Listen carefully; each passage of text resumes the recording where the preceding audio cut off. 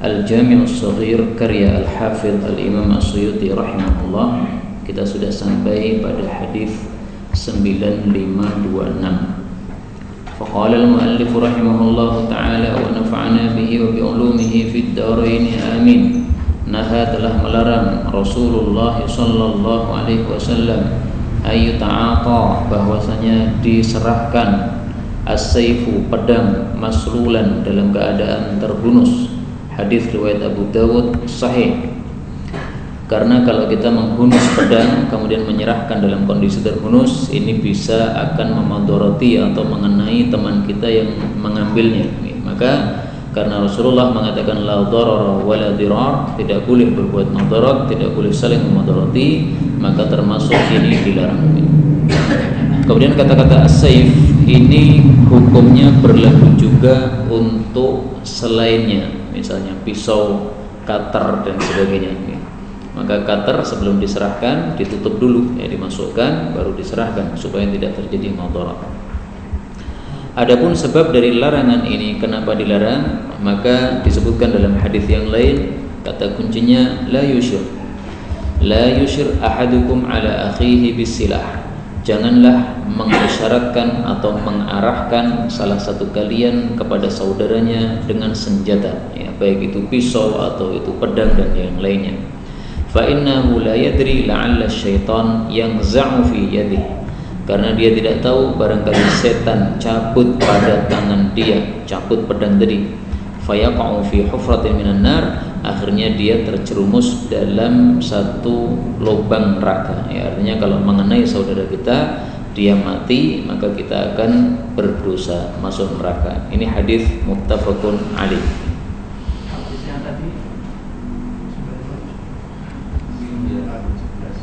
Nomornya beda ya. Kalau di kitab saya 9526. Di kitab itu berapa? 517 nih. Nah, besok-besok begitu aja nih. Pokoknya kira-kira itu perbedaannya. Sekitar 10 hadis berarti ya. 17 sama 26. 9527. Naha telah melarang Nabi SAW ayyuqama, bahwasanya dibangkitkan ar-rajulu, seseorang, demikian juga seorang laki-laki, demikian juga seorang perempuan, min maq'adihi, dari tempat duduknya, wa yajlisa fihi akhar, lalu duduk padanya orang yang lain. Ini termasuk ketidaksopanan terhadap orang lain, termasuk peremehan terhadap orang lain. Dia sudah duduk di situ, kita pergikan, kita singkirkan, kemudian kita duduk di situ. Nah, ini namanya meremehkan orang lain. Maka dilarang karena apa? Mengurangi hak orang lain atau meremehkan orang lain. Beda lagi. Kenapa? Istanja. Oh, ya. Naha telah melarang Rasulullah sallallahu alaihi wasallam ayyustanja, bahwasanya dijadikan atau digunakan istinja bi ba'ratin, ya, dengan tai, terus au azmin, atau tulang, terus udah ya. Nah, kalau di sini ada tapi nomor lain 9534, naha ayyustanja ahadun bi azmin aw rawthatin aw humamatin. Ya, jadi tidak boleh kita istinja dengan ba'rah. Ba'rah itu adalah tai hewan. Jadi tai hewan kalau di padang pasir kan sudah kering menjadi seperti batu, membatu. Nah, meskipun sudah membatu tetap tidak boleh digunakan untuk istinja karena dia adalah asalnya sesuatu yang najis, yaitu tai hewan. Kita kembali ke hadis tadi. Berarti sekarang hadis apa itu hadisnya sekarang? Nahaan? Loh, kok beda-beda terus ini? Apa? Nanti susah malah. Oh, bawahnya ada juga.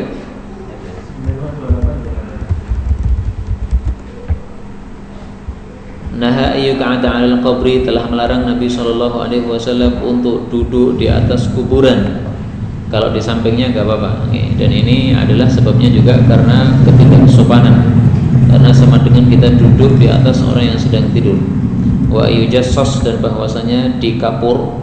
wa ayyubna alaih, dan bahwasanya dibuat bangunan di atasnya ya. Jadi di semen, di kapur nggak boleh, kemudian dibuat bangunan seperti kubah-kubah dan rumah-rumah itu juga tidak diperbolehkan. Hadis sahih riwayat Abu Dawud. Berikutnya naha yuqassas, mirip ya, qas dengan jas mirip, yaitu di kapur. Ada lagi berikutnya nah telah melarang Nabi SAW ayat ruqa, bahwasanya datang malam hari ar-rajulu, seorang laki-laki, ahlahu, kepada istrinya atau keluarganya, lailan, di malam hari. Kata-kata lailan ini hanya sebagai takkid, karena toroqa itu artinya sendiri adalah datang pada malam hari ya, sebagaimana dalam surat At-Tariq was-sama'i wat-tariq. Tariq itu adalah yang datang pada malam hari, yaitu bintang. Hadis ini muttafaqun alaih. Hadis ini menunjukkan tidak bolehnya seorang musafir pulang dari safar pada malam hari. Tapi zaman sekarang ini sudah diperbolehkan dengan syarat seseorang sudah memberitahu kepada istrinya okay? Karena zaman dulu belum ada alat informasi yang canggih seperti sekarang, sehingga susah untuk memberitahu kepada istri. Dalam hadis yang lain disebutkan bahwa larangan ini adalah karena khawatir kalau seorang suami itu mencari lengahnya istri.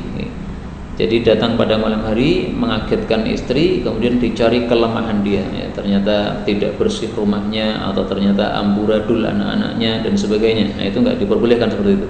Nah, sehingga kalau sudah memberitahu dulu ya, nanti saya jam 1 akan pulang, nggak ada masalah, istri sudah siap, sehingga ketika kita masuk rumah sudah dalam kondisi menyenangkan. Berikutnya nah ayyub tala syai'un minat dawabi sabran.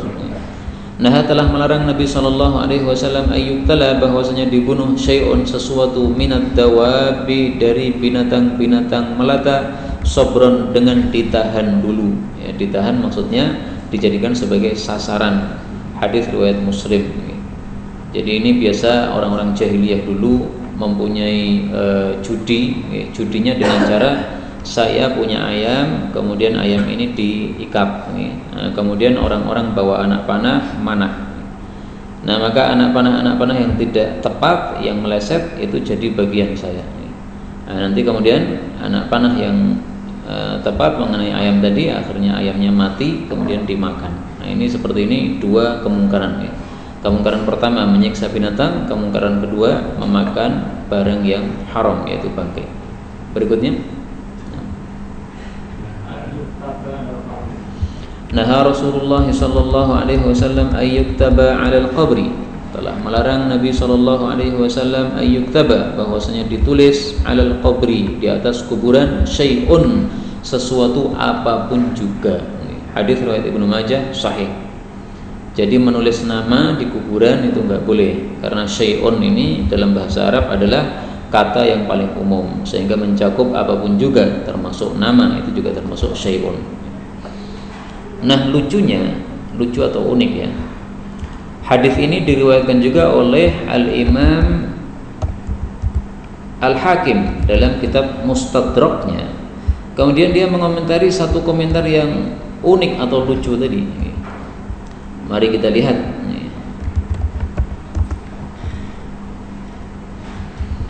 Naha ayyuktaba alaih, Nabi melarang ditulis atas kuburan. Imam Hakim kemudian komentar, hadza haditsun sahih. Ini hadisnya sebenarnya sahih, ala syarti Muslim, sesuai syarat Imam Muslim. Wa qad kharraja bi isnadihi ghairal kitabah fa innaha lafdhah sahih gharibah. Wa kadzalika rawahu Abu Muawiyah an Ibnu Jurayj. Sebentar.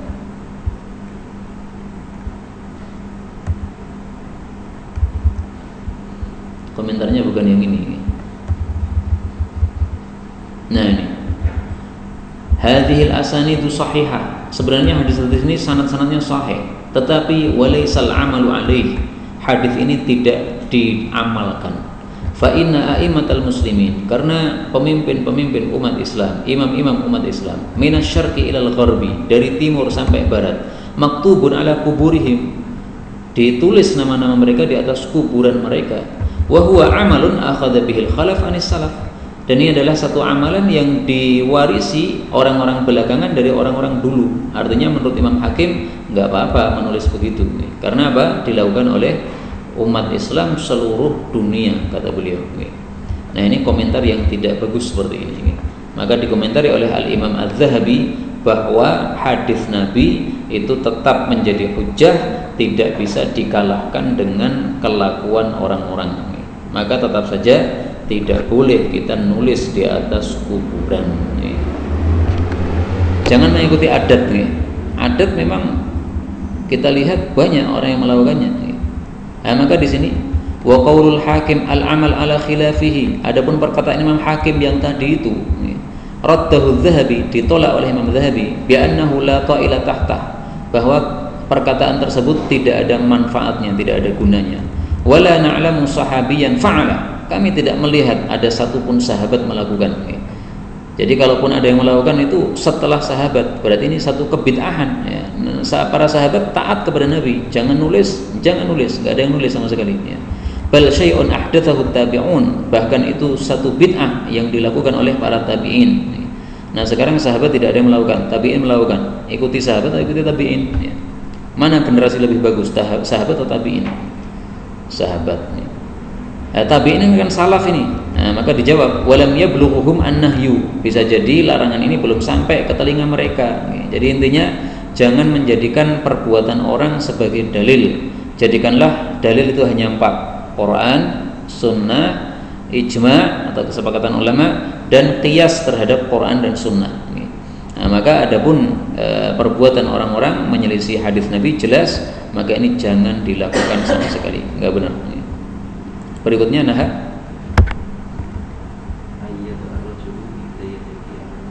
Oh ya, berarti urutannya udah benar lewat sini. Telah melarang Nabi SAW ayyadu ar-rajulu, bahwasanya meletakkan seseorang itu ihda rijlaihi, salah satu dari kedua kakinya, alal ukhra, di atas kaki yang lain, wa huwa mustalqin, sementara dia itu berbaring, ala dhahrihi, pada punggungnya. Hadis ini derajatnya sahih riwayat Imam Ahmad, tetapi larangan di sini adalah makruh saja. Dan larangan ini maksudnya adalah apabila dikhawatirkan terbuka auratnya. Jadi kita tidur berbaring, kemudian kaki satu di atas kaki yang lain, dan khawatir kalau auratnya terbuka, itu maksudnya.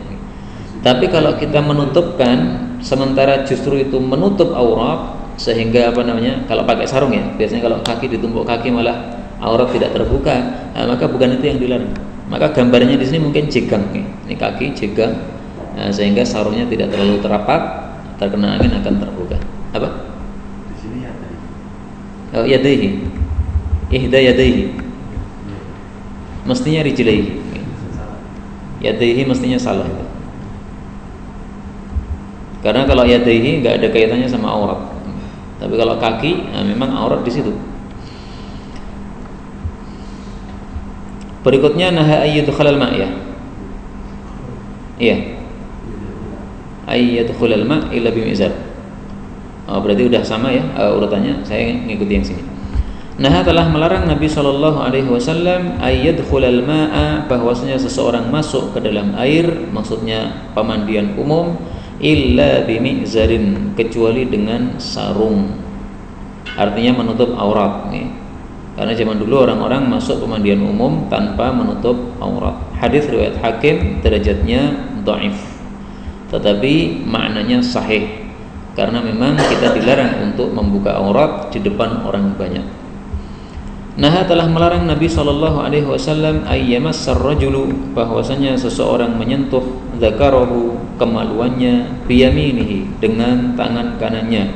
Ini larangan bersifat makruh karena ini berkaitan dengan adab ya. Sudah sering kita sampaikan, larangan berkaitan dengan adab hukumnya adalah makruh.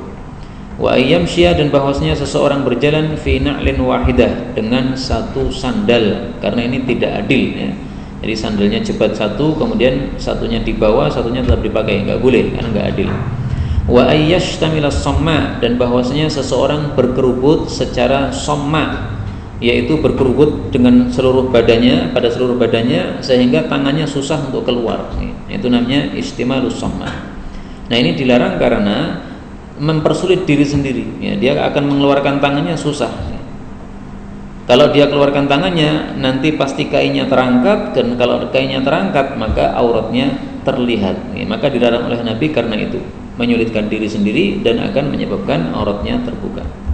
Wa ayyahtabiya, dan bahwasanya seseorang duduk ihtiba fi thawbin, pada satu kain, laisa ala farjihi, tidak ada di atas kemaluannya, minhu, dari kain tersebut, syai'un, sesuatu. Artinya duduk ihtiba kemudian auratnya terlihat. Ihtiba itu adalah kain selendang atau surban ini, ya, dilepas kemudian diikatkan pada badan ini. Nah, sementara kakinya diberdirikan, betisnya diberdirikan. Nah, betisnya berdiri, kemudian diikat antara betis sampai punggung dengan kain tadi. Duduk santai seperti itu, enak, nyaman. Nah, kalau cuma satu kain itu, otomatis farjinya akan terbuka, terlihat dari langit. Kalau ada orang lewat, dia melongok akan kelihatan, ini kelihatan farjinya. Nah, itu yang dilarang oleh Nabi SAW, dan itu adalah adat jahiliyah. Mereka nggak peduli farji terlihat, sementara Allah Subhanahu wa taala mengharamkan kita membuka farji kecuali kepada istri. Ini hadis riwayat Nasa'i, derajatnya sahih. Kemudian telah melarang Nabi sallallahu alaihi wasallam ayyaqumal imamu, bahwasanya imam berdiri fauqa syai'in, di atas sesuatu, wan nasu khalfahu, sementara para manusia di belakang dia. Hadis ini derajatnya sahih, riwayat Abu Dawud, menunjukkan larangan seorang imam berdiri di atas tempat yang lebih tinggi, ya. Nah, maka semestinya seperti ini, leper antara makmum dengan imam sama. Adapun kalau imam itu lebih tinggi, seperti dibuatkan panggung atau seperti memang temboknya tanahnya ini ditinggikan, maka ini dilarang oleh Nabi Sallallahu Alaihi Wasallam. Tapi ada perselisihan pendapat di antara para ulama. Sebagian ulama mengatakan larangan ini adalah kalau berdirinya itu terlalu tinggi, sehingga menyebabkan makmum ini susah untuk mengikuti imam. Jadi misalnya imam tingginya 2 meter di atas. Nah, imam rukuk sujud kan kita nggak kelihatan. Kita di shaf yang pertama mau lihat imam udah nggak dulu. Nah, ini yang dilarang menurut mereka. Tapi kalau tingginya cuma sedikit, sejengkal misalnya, nah ini tidak akan menyusahkan mereka, maka itu tidak apa-apa. Nah, sebagian ulama lagi mengatakan ya larangannya mutlak nih, mau tinggi sekali, mau tinggi sedikit sama aja tetap dilarang. Mereka yang berpendapat bahwasanya tinggi sedikit tidak apa-apa, itu karena Rasulullah sallallahu alaihi wasallam pernah melakukan salat di atas mimbar. Falamma faragha, tatkala selesai salat di atas mimbar. Jadi beliau naik mimbar kemudian mengimami di atas mimbar. Maka aqbalan nas, beliau menghadap pada para jamaah. Faqala, beliau bersabda, ayyuhan nas, wahai manusia, innama sana'tu hadza, tiada lain saya lakukan ini, sekali ini saja, itu lita'tammu, supaya kalian itu bermakmum terhadap saya, walita'allamu salati, supaya kalian itu mempelajari salat saya. Karena kalau Nabi di atas mimbar tinggi, nah, maka semua jamaah bisa melihat Nabi. Maka tujuan Nabi waktu itu adalah supaya orang-orang mempelajari salat Nabi. Ini hadis muttafaqun alaih. Cuman pendapat yang lebih bagus adalah bahwa bukan begitu kesimpulannya. Kesimpulannya bukan kalau tingginya sedikit boleh karena mimbar itu tingginya sedikit, bukan begitu. Tapi menunjukkan bolehnya hal ini dilakukan apabila tujuannya adalah untuk ini. Walita'allamu salati. Buktinya apa? Rasulullah hanya melakukan seperti ini seumur hidup hanya 1 kali. Ini pendapat yang lebih bagus insyaallah taala, ya. Maka kalau saya punya masjid tidak akan saya jadikan imam lebih tinggi meskipun sedikit, meskipun sejengkal, enggak. Karena Nabi faktanya tidak pernah melakukannya kecuali sekali seumur hidup tadi. Tapi kalaupun ada ulama yang berpendapat enggak apa-apa asalkan tingginya tidak dahsyat, ya udah silahkan aja, itu pendapat mereka. Nah, kalau sholat di lapangan pakai itu ada aturan. Salat Id di lapangan imamnya lebih tinggi, itu juga sama termasuk di sini. Artinya perselisihan pendapat tetap terjadi sama dengan ini juga. Tidak ada bedanya antara salat di lapangan dengan salat di masjid, tetap saja mestinya tempatnya adalah sama, tidak lebih tinggi imam itu. Karena Rasulullah SAW sholat id di lapangan itu beliau hanya naik di atas tempat tinggi itu untuk khutbah saja. Begitu khutbah selesai beliau apa? Turun. Bukan mimbar, tapi sesuatu yang tinggi. Adapun mimbar malah tidak dikeluarkan. Tapi ada sesuatu yang tinggi di lapangan. Ya, mungkin lapangannya tidak tidak rata. Ya. Maka dipilihkan untuk Nabi tempat yang agak tinggi dan beliau berdiri di situ. Tayyib. Kembali ke sini, Naha telah melarang Nabi SAW anit takhattum dari bercincin bidzahab dengan emas. Hadis ini riwayat Imam Tirmidzi dan hadis ini sahih, maksudnya adalah larangan untuk laki-laki. Adapun untuk perempuan maka tidak dilarang. Laki-laki hanya boleh memakai cincin selain emas. Perak enggak apa-apa karena dilakukan oleh Nabi SAW. Adapun besi maka makruh menurut jumhur ulama.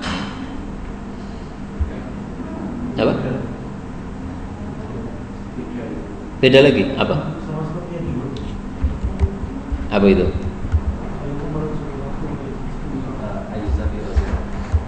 Ini. Oh, berarti sekarang ini. Okay. Tayyib, itu sudah ya tadi ya. Naha telah melarang Nabi SAW ayyuqama rajul, bahwasanya seseorang dibangkitkan min maq'adihi, dari tempat duduknya, wa yajlisa fihi akhar, lalu orang lain duduk padanya. Nah, ini hadis yang tadi sudah kita baca. Ini dilarang oleh Nabi karena kalau kita melakukannya berarti kita meremehkan orang tersebut, menganggap seolah-olah dia itu derajatnya rendah, tidak berhak duduk di situ. Saya derajatnya tinggi, saya berhak duduk di sini. Nah, ini dilarang seperti ini. Ini namanya sifat takabur, sifat sombong, menganggap dirinya lebih daripada orang lain. Berikutnya, Naha telah melarang Nabi SAW ayyusafara, bahwasanya dibawa safar bil Quran, Al-Quran, maksudnya mushaf Al-Quran, ila ardil adu, ke tanahnya musuh, ke negara musuh. Hadis ini muttafaqun alaih. Hadis ini harus kita pahami apa maksudnya. Ya. Dalam Sahih Muslim ada tambahan, makhafata ayyana lahul adu, karena khawatir kalau musuh akan memegang Al-Quran kemudian meremehkan Al-Quran tadi. Nah, maka kalau kita aman dari itu nggak apa-apa. Ya. Jadi kita masuk ke negara Amerika aman, ya, tidak mungkin mereka akan merampas Quran kita, mungkin karena ada peraturan di situ, ya, maka aman, nggak ada masalah. Dan dari hadis ini juga para ulama ada yang menyimpulkan tidak boleh menjual Quran kepada orang kafir. Karena kalau kita jual kepada orang kafir, dia akan pegang itu dan kita tidak aman bahwa dia akan memegangnya kemudian melecehkannya, menginjaknya atau melemparnya di sampah dan sebagainya. Kemudian kata-kata Al-Quran ini maksudnya adalah mushaf, ya. Jadi boleh menyebut mushaf dengan istilah Al-Quran. Tidak mungkin yang dimaksud di sini adalah Al-Quran, tetapi mushafnya. Karena kalau yang dimaksud Al-Qurannya, berarti orang hafid Al-Quran tidak boleh ke negara musuh. Karena Quran ada dalam apa? Dadanya. Ya, bukan itu yang dimaksud. Yang dimaksud adalah mushaf Al-Quran. Nah, maka sekali lagi boleh menyebut mushaf dengan istilah Al-Quran. Ada yang bertanya, oh ini hadisnya dhaif ini, karena kan zaman Nabi belum ada mushaf Al-Quran. Nah, maka kita jawab, hadis ini muttafaqun alaih, sahih. Maka hadis ini justru menunjukkan bahwasanya ada mukjizat pada Nabi SAW. Nabi mengetahui dengan wahyu bahwa suatu saat nanti akan ada mushaf Al-Quran. Maka Nabi melarang mushaf Al-Quran dibawa ke negara musuh. Nah, kalau untuk di masa Nabi, ya apapun yang bertuliskan mushaf Al-Quran, bertuliskan Al-Quran, meskipun itu hanya satu surat, meskipun hanya 2 surat, itu dilarang untuk dibawa ke negara musuh. Zaman dulu memang belum ada mushaf Al-Quran 30 juz, belum ada, ya. Tapi ini merupakan justru mukjizat bagi Nabi SAW. 529. Naha telah melarang Nabi SAW an nastaqbila, bahwasanya kita menghadap al-qiblataini, 2 kiblat, yaitu Ka'bah dan Baitul Maqdis. Karena Baitul Maqdis pernah menjadi kiblat dulu. Tidak boleh menghadap kepada 2 kiblat bibaulin, dengan kencing, au ghaitin, atau BAB. Hadis ini derajatnya dhaif. Tetapi maknanya sahih. Karena dilarang oleh Nabi SAW dalam hadis Bukhari Muslim, kita berak atau kencing menghadap atau membelakangi Ka'bah. Nah, kalau kita menghadap Ka'bah itu berarti membelakangi Baitul Maqdis. Kalau kita membelakangi Ka'bah itu berarti menghadap kepada Baitul Maqdis, itu di Madinah. Berarti makna hadis ini sahih. Ada hadis yang lebih penting, ini jarang orang tahu, maka kita baca di dalam riwayat Tabarani. Man lam yastaqbilil qiblah wa lam yastadbirha fil ghaid. Barang siapa yang tidak menghadap ke arah kiblat dan tidak membelakangi kiblat ketika BAB, kutiba lahu hasanah, dicatat satu pahala, wa muhiya anhu sayyi'ah, digugurkan baginya satu dosa.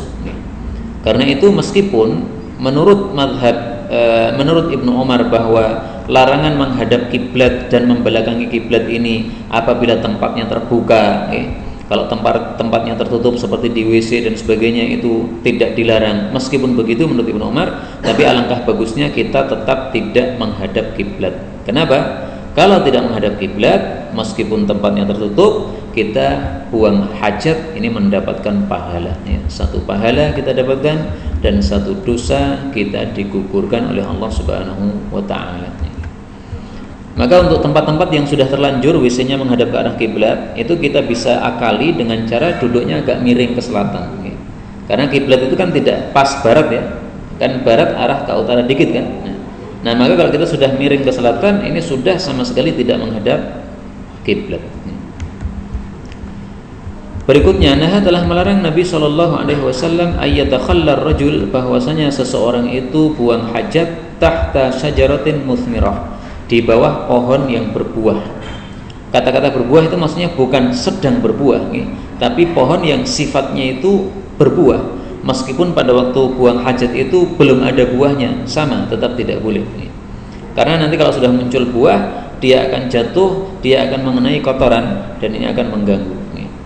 Wanaha, dan telah melarang Nabi ayyatakhalla, bahwasanya buang hajat ala dhaffati, di pinggir atau di samping nahrin jarin, air yang sungai yang mengalir. Ini hadis derajatnya dhaif. Akan tapi buang hajat di bawah pohon yang berbuah jelas tidak boleh, karena dalam hadis yang lain yang sahih Rasulullah SAW melarang fi dhillihim, buang hajat di bawah naungan para manusia. Nah, pohon-pohon itu biasanya juga digunakan untuk naungan manusia, maka tidak boleh buang hajat di situ. Adapun di samping sungai, maka ini boleh apabila menutup aurat.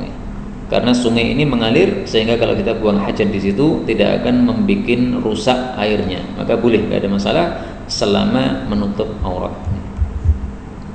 Hadis berikutnya, nah telah melarang Nabi SAW ayyubala, bahwasanya dikencingi fil juhri, di dalam lubang. Baik lubang itu turun ke bawah atau lubang itu menyamping begini, sama aja, itu nggak boleh. Hadis ini derajatnya dhaif menurut Albani, sahih menurut Suyuti. Dan larangannya menurut para ulama ini bersifat tanzih atau makruh. Kenapa makruh? Karena dikhawatirkan ada madharat, yaitu bisa jadi di lubang itu ada kalajengking, kita kencingi maka dia marah. Barangkali di situ ada ular, kita kencingi maka dia marah. Atau barangkali di situ ada jin, maka kita kencingi dia marah. Dalam riwayat Hakim disebutkan dengan sangat tegas bahwasanya itu adalah tempat-tempat jin, lubang-lubang itu. Masakinul jin. Dalam kitab Sunan itu tidak tegas kalimatnya, tapi kalau di sini tegas nih. Qatadah ditanya, kenapa makruh untuk kencing pada lubang-lubang? Faqala, dia tegas mengatakan, innaha masakinul jin. Sesungguhnya lubang-lubang itu adalah tempat-tempat jin. Ada satu cerita saya mendengarnya, ya dulu ada orang yang kencing di tempat yang terkenal angker gitu.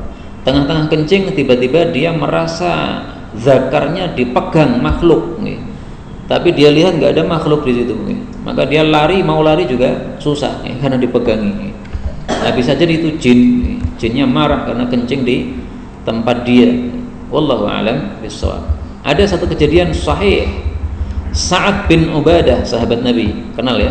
Ini adalah ketua suku Khazraj, Sa'ad bin Ubadah. Ternyata dia matinya gara-gara apa? Bala fi juhrin, kencing pada satu lubang, fa kharra mayyitan, maka langsung mati saat itu juga. Fasumi'atil jin taqul, lalu didengar para jin mengatakan. Jadi ada suara tapi enggak diketahui siapa, ya, ternyata itu jin. Nahnu qatalna sayyidal Khazraj Sa'ad bin Ubadah, ramainahu bisaham falam yakhutta fuadah. Kami yang membunuh kepala Khazraj yaitu Sa'ad bin Ubadah, kami lempar dengan satu anak panah, maka tidak meleset dari hatinya, dari dadanya, dari jantungnya, langsung mati. Nah, maka ini cerita menguatkan perkataan Qatadah tadi bahwasanya innaha masakinul jin, lubang-lubang itu tempat-tempatnya jin, sehingga kalau kita kencingi dia akan marah. Hadis berikutnya, nah telah melarang Nabi SAW ayyubala, bahwasanya dikencingi fi qiblatil masjid, pada kiblatnya masjid. Kiblatnya masjid itu maksudnya ini Pak, tembok masjid arah kiblat itu. Nah, jadi tembok-tembok kiblat masjid ini nggak boleh dikencingi. Orang-orang sering kan kencing itu milih yang apa, tembok gitu ya. Nah, kalau tembok masjid ini nggak boleh. Lah, apakah berarti kalau di selain tembok masjid boleh? Jadi misalnya bukan kiblatnya tapi tembok sampingnya atau tembok belakangnya, sama aja. Para ulama mengatakan tidak boleh sama saja. Tetapi di sini disebutkan secara khusus kiblat masjid itu karena larangannya lebih dahsyat. Tetapi memang derajat hadis ini adalah mursal, dan hadis mursal adalah hadis yang dhaif. Tapi maknanya ya sahih. Memang nggak boleh kita kencing di kiblat masjid. 533. Nah telah melarang Nabi SAW ayyubala, bahwasanya dikencingi bi abwabil masajid, di dekat pintu-pintu masjid. Tolong jangan salah nerjemahkan ya. Yubala dikencingi bi abwabil masjid, pintu masjid, enggak begitu, enggak ada orang kencing di pintu masjid, enggak ada. Nah, maka maksudnya adalah dikencingi pada tempat sekitar pintu masjid. Kenapa? Karena orang yang akan masuk masjid pasti akan terganggu oleh bau kencing tersebut. Karena itu kamar mandi itu jangan dipaskan di pintu masuk masjid, taruh di sana belakang, sehingga orang yang masuk masjid tidak akan terganggu oleh bau kencing yang ada di situ. Ini hadis derajatnya sahih menurut Albani, dhaif menurut Suyuti. Tapi maknanya jelas sahih karena akan mengganggu orang yang masuk masjid tadi. Berikutnya, nah telah melarang Nabi SAW ayyastanjia, bahwasanya istinja ahadun seseorang bi'azmin, dengan tulang. Kenapa tulang dilarang untuk digunakan istinja? Mari kita lihat hadis Nabi yang menjelaskannya. Rasul SAW mengatakan, innaha ta'amu ikhwanikum, sesungguhnya dia adalah makanan saudara-saudara kalian. Rasulullah mengatakan la tastanju bihima, jangan istinja dengan keduanya. Keduanya itu adalah ini ya, azmin tulang dan rawthatin tai binatang. Ya, jangan digunakan untuk istinja. Kenapa? Fa innahuma, karena sesungguhnya keduanya tulang dan tai binatang ta'amu ikhwanikum, adalah makanan saudara-saudara kalian, yaitu kalangan jin. Ya. Tulangnya adalah makanan jinnya, kemudian tai binatangnya adalah makanan untuk binatang-binatangnya para jin. Nah, maka dilarang oleh Nabi karena akan mengganggu para jin. Kemudian dari hadis ini para ulama mengambil kesimpulan yang lain. Azmin, tulang, ini adalah makanan jin, sehingga tidak boleh digunakan istinja. Berarti makanan-makanan manusia juga tidak boleh digunakan istinja. Mohon maaf ya, kita tidak punya air kemudian kita ngambil kerupuk untuk istinja, nggak boleh ya. Karena kalau makanan jin saja nggak boleh untuk istinja, maka kerupuk makanan manusia lebih tidak boleh untuk istinja. Kemudian para ulama juga mengambil kesimpulan, semua yang dihormati tidak boleh untuk istinja. Karena tulang ini dihormati karena merupakan makanannya jin. Ya. Maka kertas yang bekas dari mushaf Al-Quran, lembaran mushaf Al-Quran tidak boleh untuk istinja. Kenapa? Dihormati. Ya.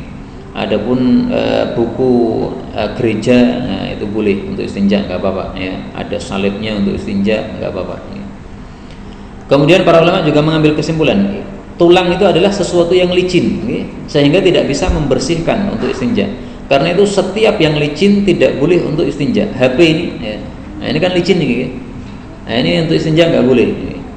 Dan tidak ada orang yang istinja dengan HP. Tapi maksudnya contoh aja. Ya. Kaca, nah itu licin, nggak boleh untuk istinja. Ya. Rauthah itu adalah tai binatang. Nah, maka setiap yang najis tidak boleh untuk istinja. Humamah adalah arang. Ya. Karena arang itu kan hitam. Ya. Kalau untuk istinja tambah hirang kabeh. Ya.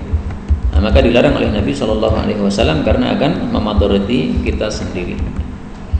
Berikutnya, naha telah melarang Nabi SAW ayyabular rajul, bahwasanya seseorang kencing fi mustahammihi, pada tempat mandi dia.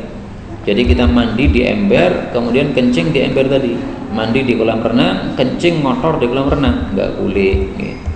Kenapa? Ya, kalau airnya sedikit pasti akan menajisi air tersebut. Kalau airnya banyak pun akan membuat jijik teman-teman kita yang renang bersama kita. Nah, maka jangan kencing di situ. Para ulama mengatakan kecuali kalau di situ ada nahwu mangfal, ada lubang yang kita kalau kencing akan masuk ke lubang itu. Nah, maka ini tidak makruh. Jadi ini kolam renang ya. Kemudian di pojok sana itu ada tempat aliran air mengalir. Nah, maka kita kencing di situ, di pojok situ, kemudian kencingnya langsung hanyut ikut pada lubang tersebut. Nah, ini nggak ada masalah, meskipun kita sedang renang di situ, ya nggak apa-apa, karena tidak akan mengganggu siapapun juga. Airnya tidak akan terganggu dan orang yang berenang bersama kita juga tidak akan terganggu. Berikutnya, naha telah melarang Nabi SAW ayyajlisar rajul, bahwasanya seseorang duduk fis salati, ketika salat, wa huwa mu'tamidun, sementara dia itu bertekanan ala yadihil yusra, pada telapak tangannya yang kiri.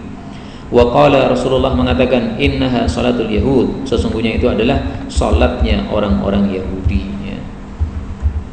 Tapi kalau bertekanan pada tangan kanan nggak apa-apa, ya. Jadi misalnya ada orang tua, dia duduknya kesusahan, dia perlu untuk bertekanan dengan tangan kanan, nah nggak ada masalah. Kalau tangan kiri jangan, ya. Karena itu adalah tata cara salatnya orang-orang Yahudi. Kemudian hadis ini mengingatkan kita satu cara duduk Yahudi yang meskipun di luar salat juga dilarang oleh Nabi SAW. Kalau ini tadi kan di dalam salat, ya, fis salati, di dalam salat. Nah, sekarang yang umum di dalam salat maupun di luar salat, ada satu duduk Yahudi yang dilarang oleh Nabi SAW. Kata kuncinya qi'datul maghdubi alaihim, duduknya orang-orang yang dimurkai oleh Allah Subhanahu wa taala. Ada seorang sahabat Nabi bernama Syarid ibnu Suwaid. Dia dilewati oleh Nabi SAW sedang duduk seperti ini. Bagaimana? Wada'tu yadil yusra khalfa dhahri, saya letakkan telapak tangan kiri saya di belakang punggung saya. Wattaka'tu ala aliyati yadi, dan saya bertekanan pada bagian aliyah. Aliyah itu bagian empuk ini, ya. Bagian yang dekat dengan jempol ini, ya. Nah, maka ditegur oleh Nabi, ataqa'udu qi'datal maghdubi alaihim, apakah kamu duduk seperti duduknya orang-orang yang dimurkai oleh Allah? Nah, kata guru saya Syekh Abdurrahman As-Suri dari Suriah, tapi kemudian sekarang tinggal di Malaysia karena menikah dengan orang Malaysia. Ini larangannya hanya khusus untuk tangan kiri. Maka kalau tangan kanan nggak apa-apa. Dan larangannya khusus untuk di belakang punggung. Maka kalau kaki tangannya ini di samping nggak apa-apa. Larangannya ini khusus untuk bagian ini yang dijadikan sebagai apa? Telekan itu bagian ini, bagian empuknya ini. Kalau yang dijadikan telekan ini nggak apa-apa. Nah, maka di sini hanya tangan kiri, hanya di belakang punggung, hanya apabila yang dijadikan telekan adalah bagian empuknya ini. Selain itu halal, termasuk kalau dua-duanya tangan nggak apa-apa menurut beliau, karena yang dilarang kan satu tangan.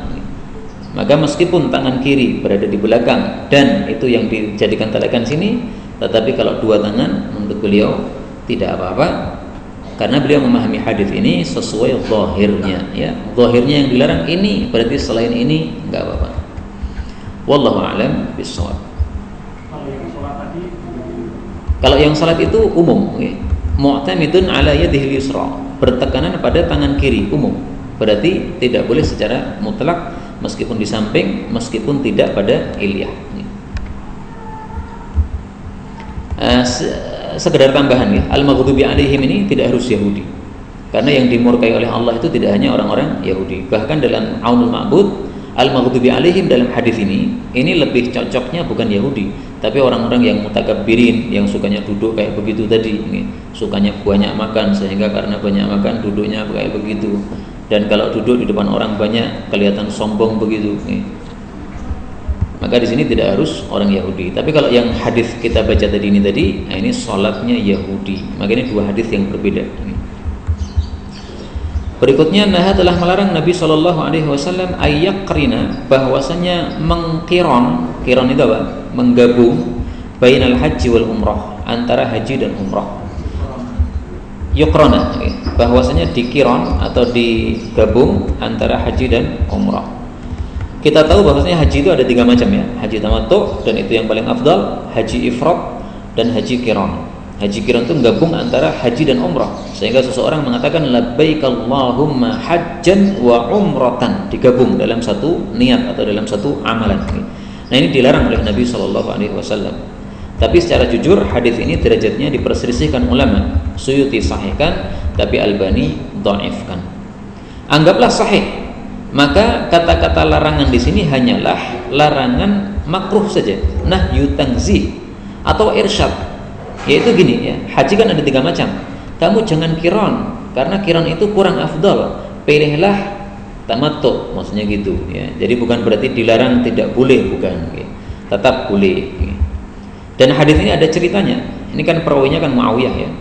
Nah, Muawiyah waktu itu berkata pada para sahabat, apakah kalian tahu bahwasanya Nabi SAW melarang ini itu, termasuk diantaranya duduk di atas kulit harimau? Maka para sahabat mengatakan, ya, Nabi melarang. Apakah kalian tahu bahwasanya Nabi melarang untuk kiron, haji kiron ini? Maka mereka mengatakan, amma hadza fala. Adapun larangan kiron saya enggak dengar. Nah, maka Muawiyah menegaskan, amma, ketahuilah, innaha ma'ahum, sesungguhnya Nabi itu melarang haji kiron, walakin nasitum, tapi kalian itu pada lupa. Hadis ini sanadnya kata Imam Munawi sanadnya baik. Nah, maka derajatnya diperselisihkan oleh para ulama. Kalau Syekh Albani dhaifkan, kalau Imam Munawi mengatakan sanadnya baik. Dan ini saya komentari, wa fihi anna Muawiyah hafizun. Ini menunjukkan bahwa Muawiyah radhiyallahu anhu seorang penghafal hadis Nabi SAW. Ya, dia hafal satu hadis yang sudah dilupakan oleh rata-rata para sahabat. Dan memang kata Ibnu Abbas, innahu faqih.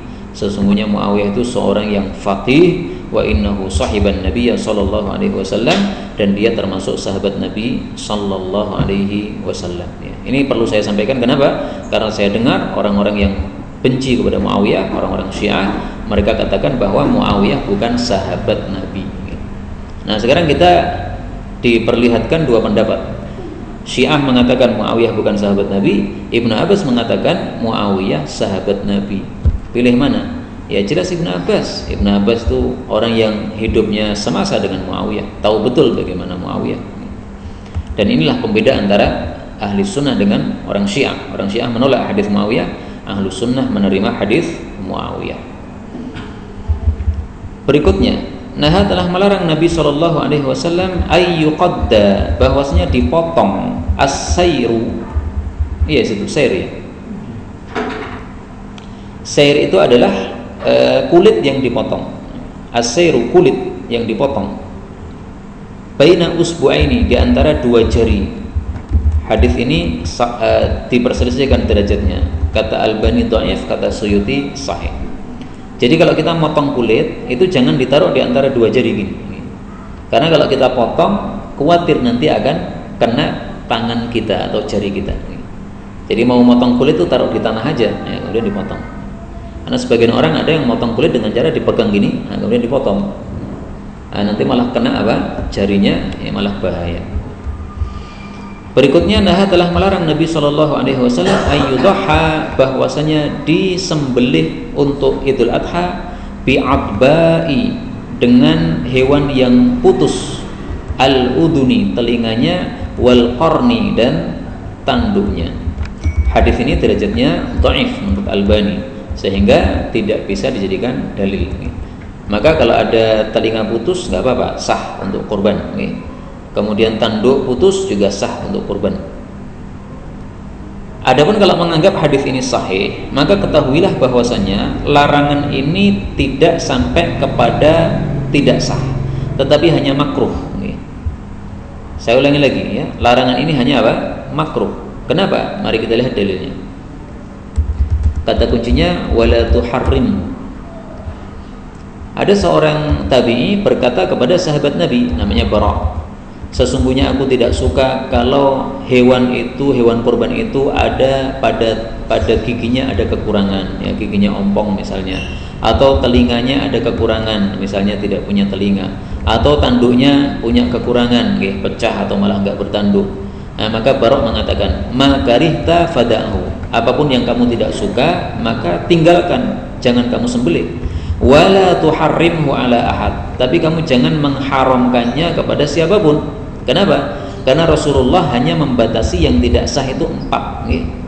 Arba'un, ada 4. La yujzi'na, yang tidak sah untuk kurban. Nah, berarti selain 4 ini kan sah. Nah, yang tidak sah adalah yang sudah kita kenal itu.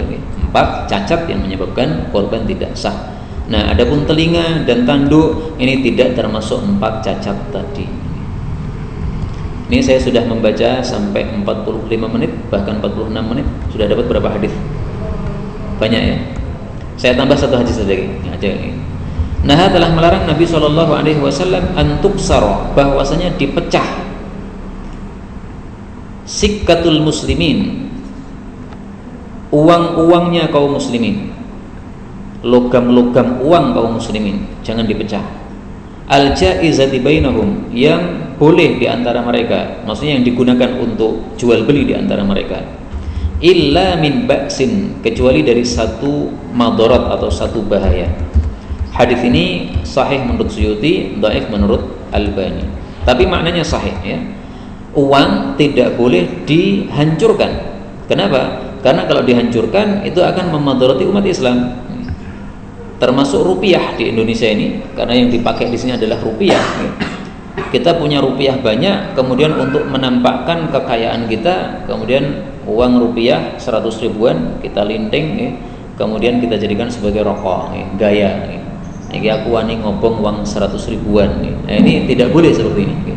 Pertama, rokok adalah tidak boleh. Yang kedua, memubadzirkan uang, yaitu uang dihancurkan. Ini juga satu kesalahan yang kedua. Illa min ba'sin, kecuali dari sebab bahaya. Contohnya apa? Kita lihat uang ini meragukan, ini kayaknya palsu, tapi kayaknya juga nggak palsu. Meragukan seperti ini termasuk bahaya, boleh untuk dibinasakan. Apalagi kalau jelas ini uangnya palsu, ya, maka dibinasakan, sangat boleh, bahkan malah mestinya dibinasakan supaya tidak digunakan oleh orang yang tidak tahu adab. Tapi inilah yang dapat kita pelajari pada malam hari ini. Sudah banyak hadis kita baca, mungkin lebih dari 25 dan sebagaimana biasanya 25 hadis kita cukupkan sampai di sini. Subhanakallahumma rabbana bihamdika asyhadu an la ilaha illa anta astaghfiruka wa atubu ilaik. Monggo.